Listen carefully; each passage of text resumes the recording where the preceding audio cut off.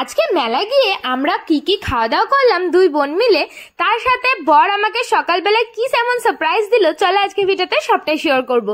Hello guys, কেমন আছো তোমরা সবাই? আশা করছি সবাই খুব ভালো আছে। আর নতুন ভিডিও তো তোমাদের সকালকে, যেহেতু 25শে ডিসেম্বর ছিল তার জন্য কিন্তু আমার বর আগের দিন রাত্রেবেলা একটা কেক নিয়ে হাজির ছিল, কারণ ছোটবেলা থেকে জেনে এসেছি ওদিনকে কেক খেতে হয়, বড়দিন বলে কথা।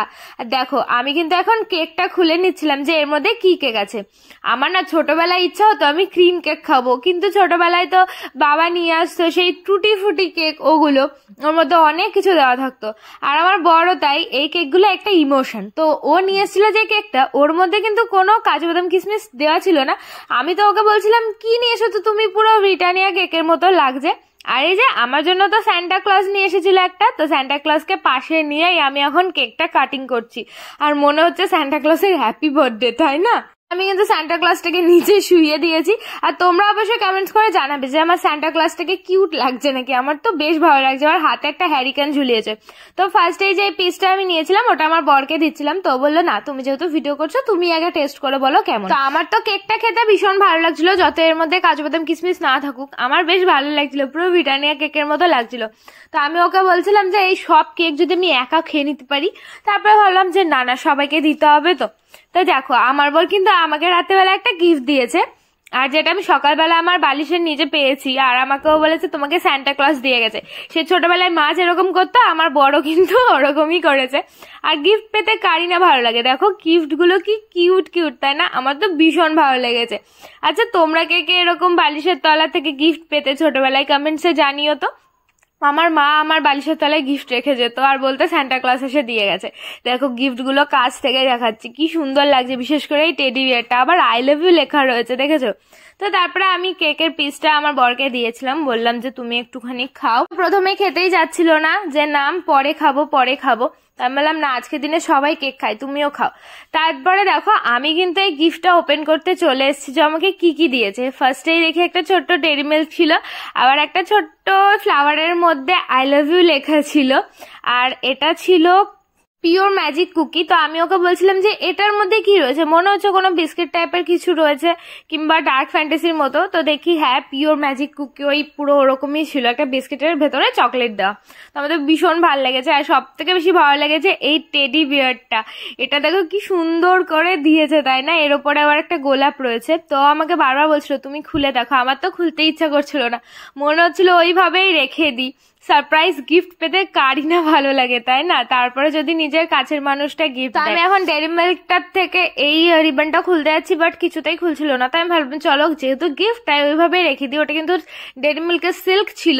আর এই টেডি বিয়ারটা দেখতে এতটা কিউট লাগছে কি আর বলবো। মাথার উপরে দেখো একটা গোলাপ ফুল আর ছোট্ট করে আই লাভ ইউ লেখা। তো আমি আমার বরকে আই লাভ ইউ বলে দিয়েছি। তারপরে এত সুন্দর গিফট যেহেতু আমাকে দিয়েছে, তো তারপরে অনেক রান্না বান্না করেছি যেগুলো তোমাদের সাথে কালকে শেয়ার করবো আমি। আচ্ছা তোমরা অবশ্যই কমেন্টস করে জানাও যে আমার বর যে গিফটটা আমাকে দিয়েছে ওটা তোমাদের কেমন লাগলো।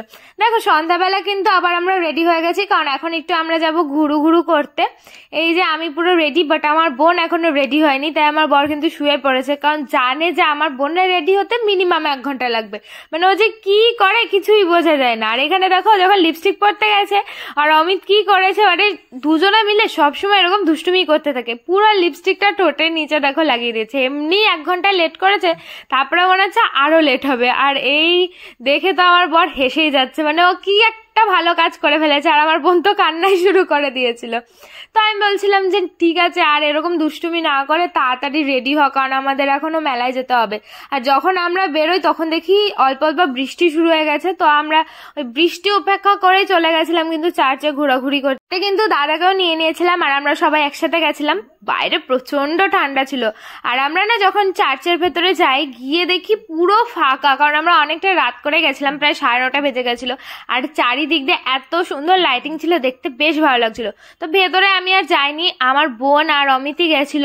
তো ওরা ভেতর থেকে ছবি টবি তুলে নিয়ে এসেছিল, তারপরেই চলে এসেছিলাম আমরা বাইরে। আর বাইরে এত সুন্দর লাইটিং দেখে আমার বোন তো বায়না করছিল যে ফটো তুলবে ফটো তুলবে। তাই আমরা ঠিকঠাক জায়গা দেখছিলাম যে কোথায় আলো ভালো পাওয়া যাবে আর ছবি ভালো উঠবে। তাই আমরা টুকটুক করে হাঁটতে হাঁটতে দেখে একটা জায়গা পেয়েছি, এখানেই যাচ্ছি। দেখো এখান দিয়ে চারিপাশ দিয়ে কিন্তু সুন্দরভাবে গাছের উপর দিয়ে লাইটিং গুলো ছিল, তো ওখানে অনেকে ছবি তুলছিল। তারপরে আমরা গিয়ে আবার ছবি তোলা শুরু করে দিয়েছি। আচ্ছা তোমরা কে কে কালকে কোথায় কোথায় ঘুরতে গেছো আমাকে জানিও তো। আমার না খুব ইচ্ছা, একবার না একবার আমি পার্ক স্ট্রিট যাবই, এত সুন্দর সুন্দর লাইটিং করা আমার খুব দেখার ইচ্ছা। তো যাই হোক, আমি আর বোন এখান থেকে ছবি তুলে নিয়েছি। আর আমি বোনকে বলছিলাম, এত লম্বা হয়েছিস কেন রে, আমি তোর থেকে দিন দিন ভেটো হয়ে যাচ্ছি বড় হয়ে। তো তারপরে আমরা চলে এসেছিলাম ওখান থেকে সোজা মেলাতে। আর মেলাতে এসে আমরা আর কিছু খাইনি, কারণ বাড়িতে এসে আমাদের খাওয়া দাওয়া করতে হবে, আবার অনেক কিছু রান্না করে রেখেছিলাম। তো আমরা শুধু খেয়েছিলাম জল ফুচকা, আর এখান থেকে আমার বোনের ইচ্ছা হয়েছিল চাটনি ফুচকা খাবে, আর ও চাটনি ফুচকা খাচ্ছিল। আর এদিকে দেখো দাদা একটা এগরোল কিনে নিয়েছিল, আর বোনের কাছ থেকে চাটনি ফুচকা একটা অমিত খেয়েছে। ওর খেয়ে রিয়াকশনটা দেখো, ও বলছে ওনায় তেঁতুল গোলা জল দিয়ে দিয়েছে চাটনি ফুচকার মধ্যে। তো ওই শুনে তো আমিও বায়না করেছি যে আমাকেও কিনে দিতে হবে, কারণ আমার খুব টক টক খেতে ইচ্ছা করছে।